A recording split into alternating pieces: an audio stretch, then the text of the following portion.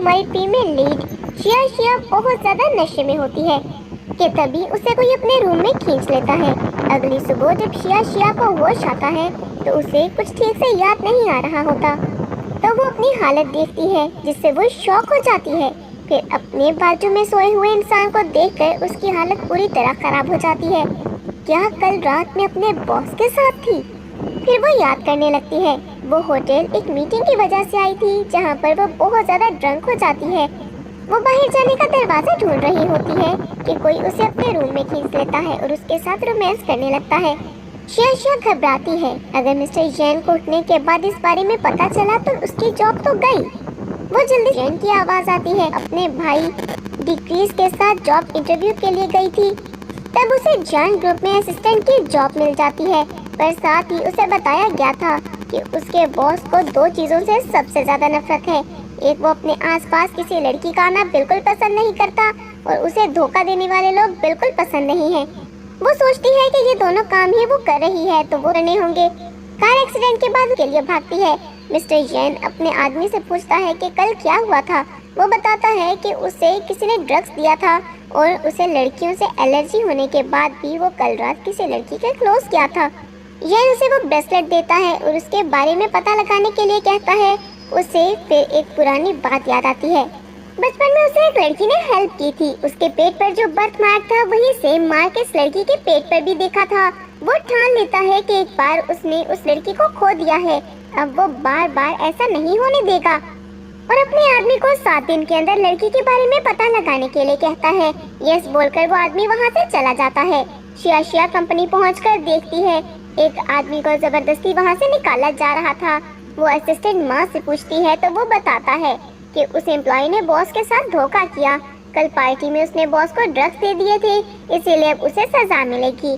शिया हैरान होती है तो असिस्टेंट माँ उसे कहता है तुम नहीं हो इसीलिए मैं तुम्हें बता रहा हूँ, भूल कर भी कोई गलती मत करना। तभी वो दोनों मिस्टर यैन को आते देखकर उसे ग्रीट करते हैं।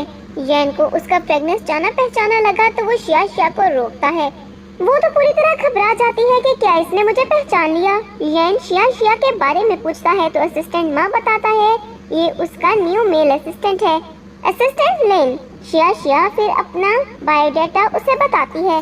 शिया यैन को देखने से घबरा गई थी। वो सोचती है कि मैं अभी तो लड़के के गेटअप में हूँ तो ये मुझे पहचान नहीं सकता है।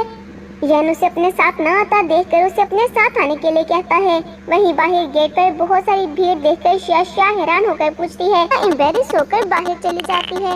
ये सोचती है कि अगर मिस्टर यैन को लड़कियों से एलर्जी है तो वो उसे इतनी बुरी तरह इंजर्ड कैसे कर सकता है। तभी यैन आकर शिया को पकड़ लेता है और स्माइल करने लगता है जिससे वो अजीब महसूस करती है। यैन सोचता है कि क्या इसके परफ्यूम मेरे एलर्जी पर असर कर रहा था। यैन के पूछने पर वो बताती है कि वो कोई परफ्यूम लगाती ही नहीं है, ये उसकी नेचुरल फ्रेगनेंस है। यैन उसे गायनेकोलॉजी डिपार्टमेंट के बाहर देखता है तो उस पर शक करता है, क्या तुम एक लड़की हो?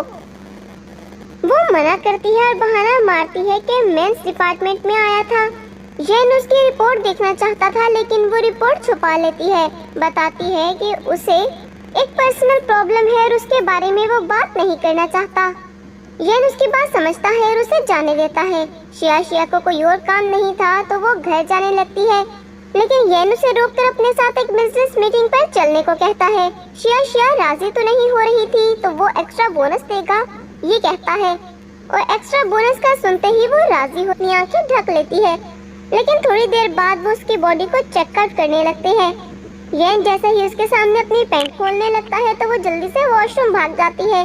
शिया सोचती है कि अगर उसकी सच्चाई के बारे में पता चला तो वो जान से जाएगी। वहीं उसका ध्यान अपने ब्रेसलेट पर जाता है तो वो नहीं था। वो अपने फ्रेंड को कॉल करके लेता है।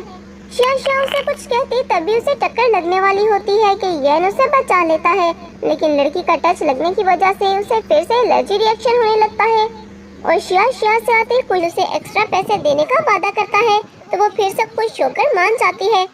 यैन के जाने के बाद वो मोटा शिया से बदतमीजी करने लगता है। शिया उसे बताती है कि वो एक लड़का है तो वो मोटा लड़की कहता है कि उसे इस बात से कोई फर्क नहीं पड़ता।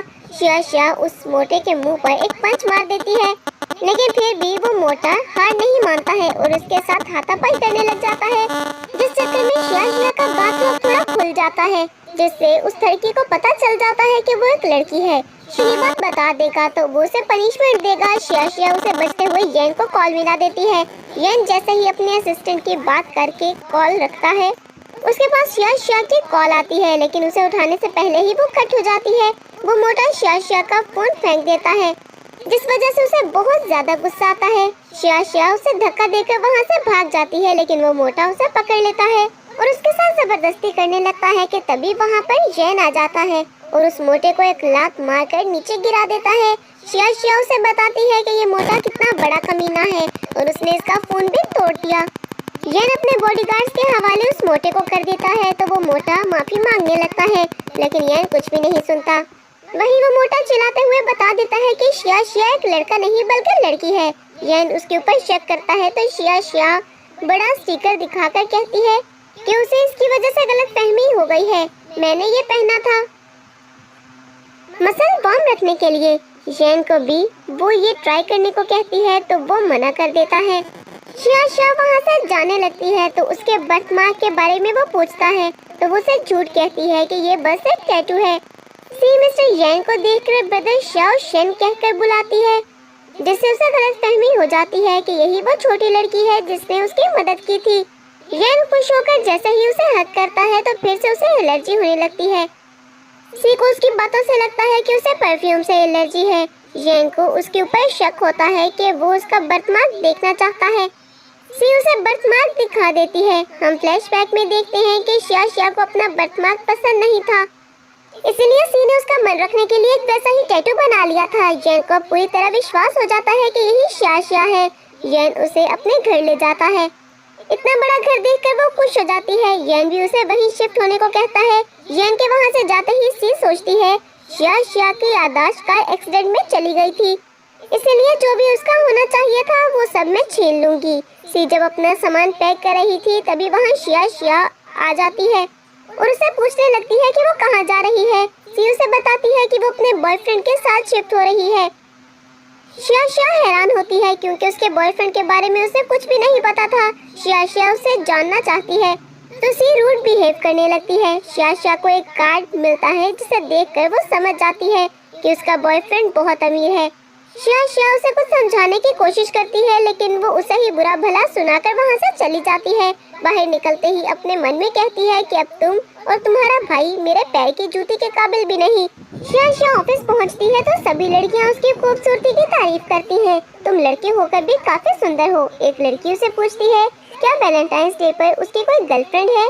शिया ना करती है तो सब बहुत हैरान होते हैं कि इतने हैंडसम बंदे की कोई गर्लफ्रेंड नहीं है। येन उसकी सारी बातें सुन लेता है। फिर शिया को अपने कैबिन में बुलाता है। कुछ देर बाद वहाँ एक आदमी आता है जो कि एक लड़की की तरह बिहेव कर रहा था। येन उसे एक ब्रेसलेट चूज करने को कहता है जो कि वो अपनी गर्लफ्रेंड को देगा। शिया हैरान होती है कि इसे लड़कियों से एलर्जी है फिर भी इसकी गर्लफ्रेंड है। शिया उसकी बात मानकर ब्रेसलेट चूज करती है। येन उसमें से एक ब्रेसलेट उसे दे देता है जिसके लिए वो मना करती है कि इतनी महंगी गिफ्ट वो नहीं ले सकती। येन बताता है कि अगर वो पहन नहीं सकता है तो उसे बेचकर पैसे ला रही थी। शिया कॉल करके रेस्टोरेंट पर मिलने का डिसाइड करती है। शिया कंपनी से निकलकर सी के पास चली जाती है। वहीं उसके पीछे येन भी बाहर से आ जाता है।